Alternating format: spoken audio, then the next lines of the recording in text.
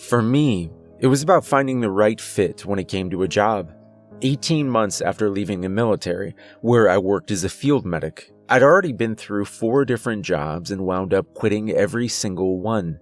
A few weeks after leaving my last position, a home care agency reached out to me about an opening for a night nurse at the home of a longtime patient.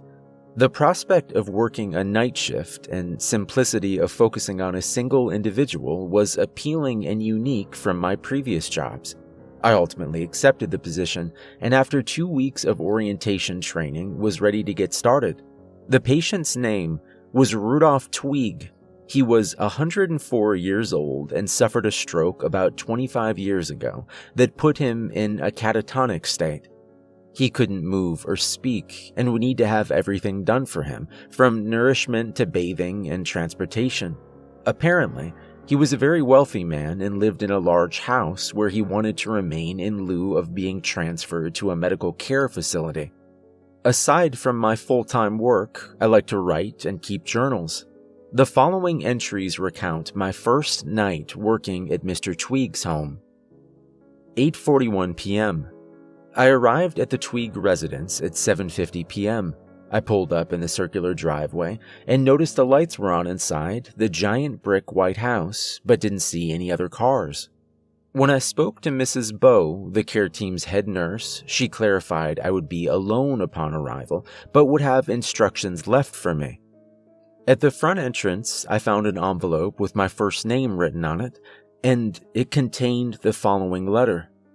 Greetings, Mr. Burroughs. Welcome to the residence of Mr. Rudolph Tweeg. We're pleased to have you join our little family. Your shift begins at 8 p.m. sharp. You will be relieved at 5:30 a.m. When you arrive, Mr. Tweeg will have already been fed, bathed, and ready for bed. He has a very simple routine. Upon arrival, Mr. Tweeg will be in the parlor listening to the radio. The dial will be set to AM frequency 101.3. Do not change it. He will stay in the parlor until 8:45 p.m.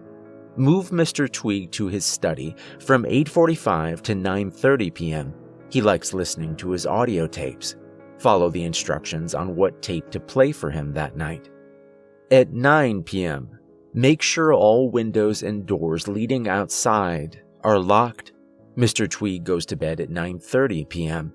Use the service elevator by the stairway to transport him upstairs. Set his hospital bed at a 25-degree angle. While Mr. Tweeg is asleep, make sure his bedroom door is shut at all times and check in on him every 30 to 45 minutes. In addition, you must follow these 7 important rules. Number 1, there are 9 mirrors in the house. After you put Mr. Tweeg to bed, cover every mirror with a white sheet. Number 2, you may find Mr. Tweeg out of his room after you've put him to bed. If this happens, bring him back to his bedroom and lock the door. Number 3, if you receive a call on the landline from 10:45 to 11:30 p.m., the caller will have a message for Mr. Tweeg. Write it down on the notepad and follow any specific instructions they may give you. Number 4, from 1:09 to 1:51 a.m., stay in Mr. Tweeg's bedroom with the door locked. Otherwise, crawl on all fours if you fail to reach his room before that time. It can't see anything lower than 3 feet from the ground. If it comes near you, don't look up. Number 5, the mannequins in Mr. Tweeg's study like to roam the house after midnight. If you ever find both in the same place, disarm the mannequins and cover them with white sheets. Number 6, inside the refrigerator is a lidded pot. At 2:59 a.m., set the pot on the top stair leading into the basement. Return for the pot at 3:37 a.m. and put it in the sink. Do not enter the basement under any circumstances. Number 7, if you hear the radio or television turn on, stop what you're doing and move to the second floor immediately. Remain there until it's quiet downstairs. Help yourself to any food or drinks in the kitchen. You may use the television in the den, radio in the parlor, or computer in the study, and you are free to explore the house. Contact the agency's 24-hour line if you need anything. Signed, Mrs. Bowie, head nurse. Mr. Tweeg was in the parlor, just as the letter said. He was very frail and had a deathly pale, narrow, wrinkled face with dark circles under his sunken eyes, and a thin arch of scraggly grayish-white hair lining the sides of his bald scalp. He was wearing a plaid wool robe and had another blanket tightly wrapped around his legs. His wheelchair was state-of-the-art. It was able to recline, move vertically up and down, and even had smaller gadgets attached that were monitoring his vitals. While Mr. Tweeg's appearance was somewhat unsettling, I did empathize and treated him like any ordinary patient. With a smile, I introduced myself to Mr. Tweeg and explained what I would be doing. As expected, Mr. Tweeg didn't respond and simply stared straight ahead with his rigid, stony, expressionless look on his face. The radio emitted bursts of static with gargled voices that were utterly indecipherable words and phrases. I double-checked the dial to see if it was indeed set at AM 1013, remembering how I was instructed not to change the channel. I just finished my walkthrough of the house and found additional instructions on where the medical supplies were located, how to operate the service elevator, locations of every door, window, and mirror, along with a set of numbered keys and reference for the use of each one. It's time to bring Mr. Tweeg to his study. 10:04 p.m. It took some time, but I just finished covering all the mirrors and am about to make a final sweep of all the windows and doors to make sure they're locked. I completed the rest of Mr. Tweeg's routine without incident. The instructions in his study told me to play an audio tape on his cassette player, labeled AF029. I put headphones on Mr. Tweeg so I couldn't hear what he was listening to, but could tell by the expression in his eyes he was fully engaged. The mannequins mentioned in Rule 5 were on either side of the bookshelf in his study. They were whitish beige and seemed to embody the female form with completely featureless faces. One had its hands placed on its hip, while the other hand's fingers lightly grasped the bottom of its chin as if the mannequin was in a state of thought. The other mannequin's hands were intertwined behind its head, and it stood in a coy, compelling pose. Both stood on their platforms and had the words Etta and Nina written on them, which I guessed were their names. I noticed Etta had a crack running down the center of its face, while Nina was missing its left index and pinky fingers. I jokingly introduced myself and even asked them not to sneak up on me since I scared easily. The house's rules are quite peculiar the more I think about it, but I wouldn't be surprised if some of them are part of an indoctrination joke they pull on newcomers. I'm anxious to learn more when I speak with Mrs. Bowie, who's worked for Mr. Tweeg since before he got sick. I'm sure she knows everything there is about his past and this house. 10:49 p.m. I thought I heard giggling or crying. I couldn't tell which it was. It seemed like it was coming from the walls. I heard it in the kitchen, living room, den, and upstairs hallway. It would appear and fade randomly.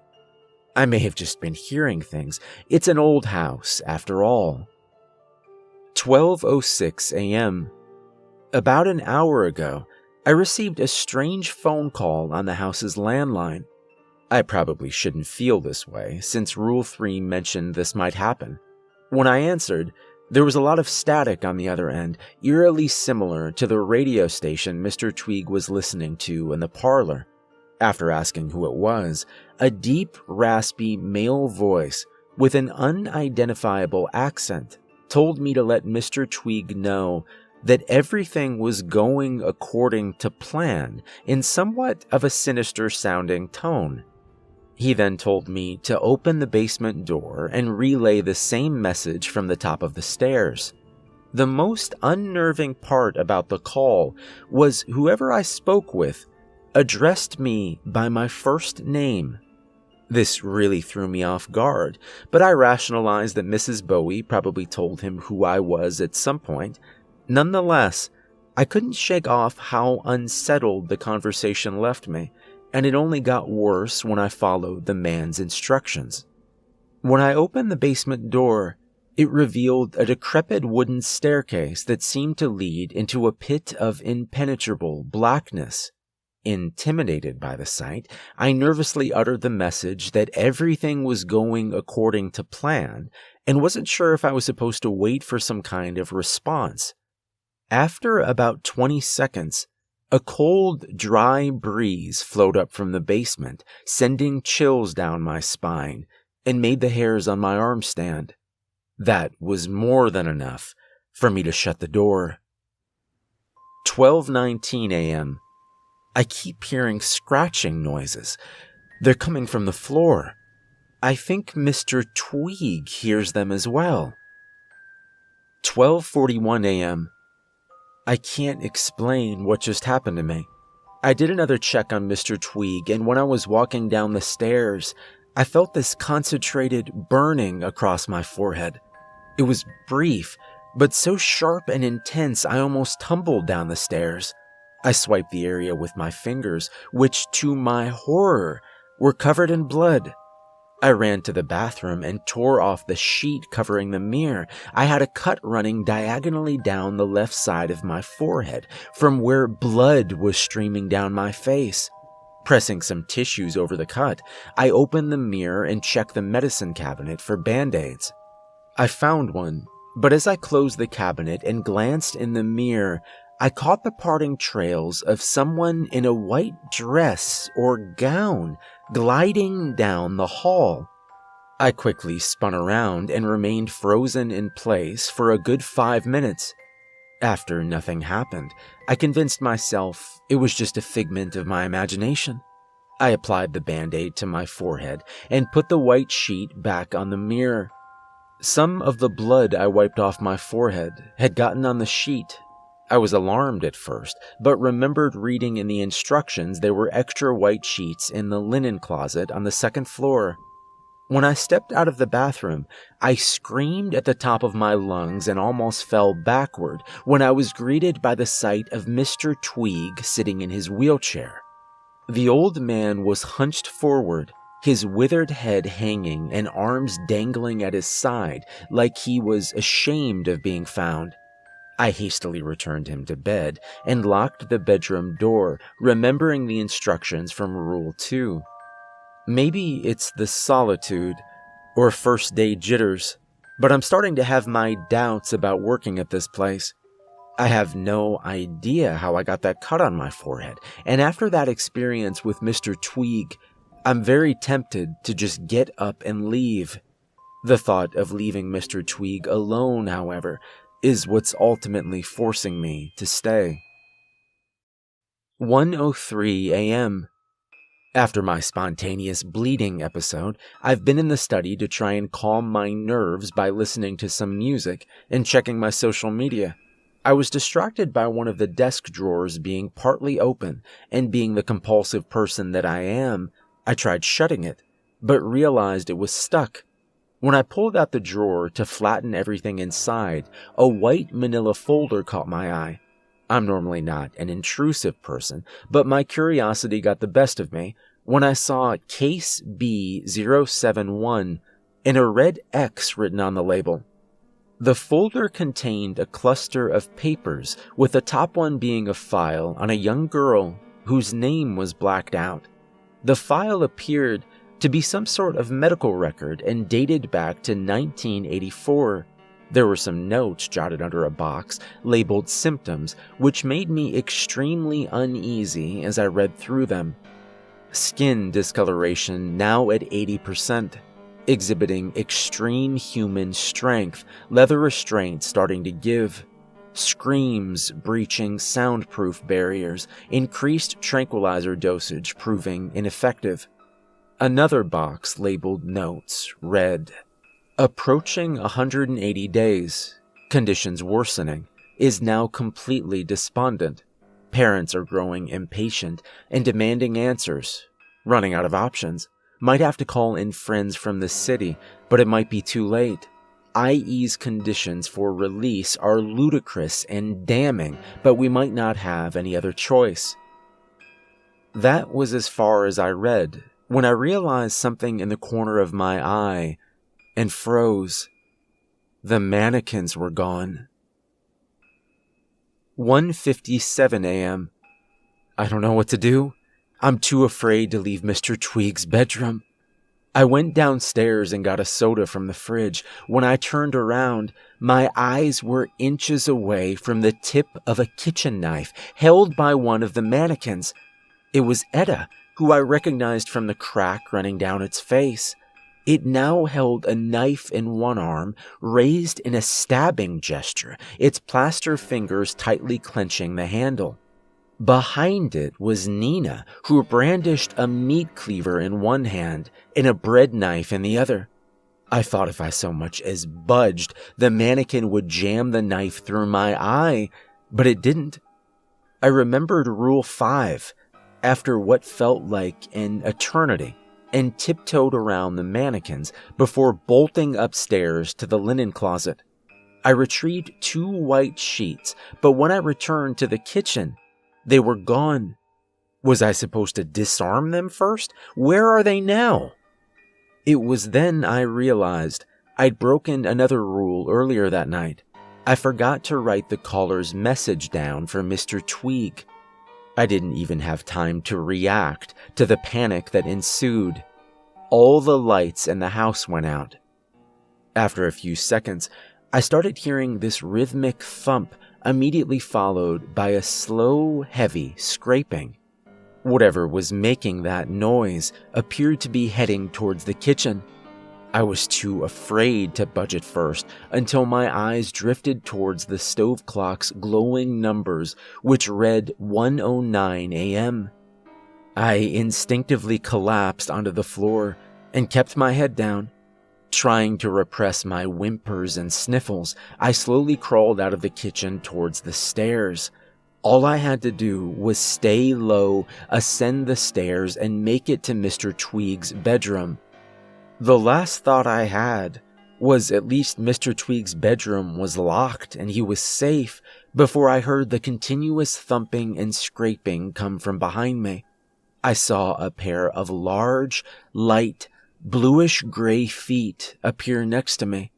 One foot made a loud thump, while the other, which looked unnaturally distorted and swollen, dragged behind and made that teeth-grinding, scraping noise. Why did I look up? 2:44 a.m. Mr. Tweeg was sitting upright in bed. His mouth was hanging wide open, like he was frozen mid-scream. He was cold to the touch. When I tried to lay him back down, he was extremely rigid and wouldn't budge. I'm just going to leave him like this. Hopefully he's laying back down when I check on him later. The scratching is coming from the floor again. 3:16 a.m. It was hard to do without looking up, and I did it for 5 minutes later than instructed, but I put the lidded pot in the refrigerator on the top stair leading down into the basement. I locked myself in Mr. Tweeg's study, and don't even know if I want to go back downstairs. I spotted Etta standing by the coffee table in the parlor while leaving the kitchen. Nina is at the end of the hall. I rummaged through Mr. Tweeg's desk and came across a leather-bound journal with Mr. Tweeg's name inscribed in gold. Most of it was sloppily written in cursive and difficult to read, but I made out one particular excerpt from an entry dated 9/1/1993. The journal read as follows. "It's funny. When you think you're doing something for the greater good that you know is making people and the world a better place, you take the praise and respect you feel entitled to for granted until you realize you've become bound to exactly what you're fighting. It's ironic that their intended prison has turned into a nurturing ground to make them stronger. Their confines are getting weaker, and they sense it. I don't know what I'm going to do." 4:07 a.m. I don't have the strength to crawl up the stairs. It's hard enough to do without looking up. All I can do is write. I mustered up the courage to retrieve the pot before the deadline. When I opened the basement door, it was no longer on the top stair. Peering down into the dark abyss, I pondered whether I should go down when the pot flung out of the blackness and hit me directly in the knee. I fell to the floor and started tumbling down the basement stairs.